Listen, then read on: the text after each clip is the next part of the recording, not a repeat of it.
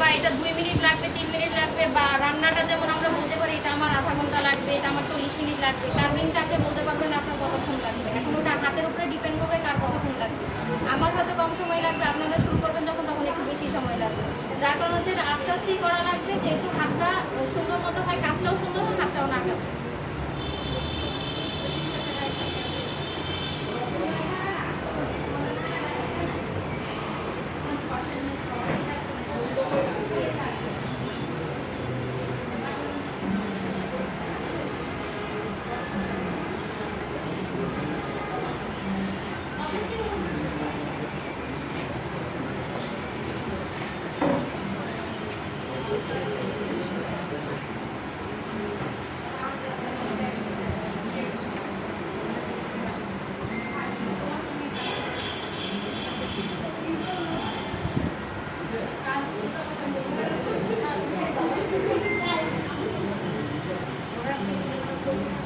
আমরা সাথে একটু বিটরুটের একটা ফুল করে ফেলি আমাদের ডেকোরেশনের জন্য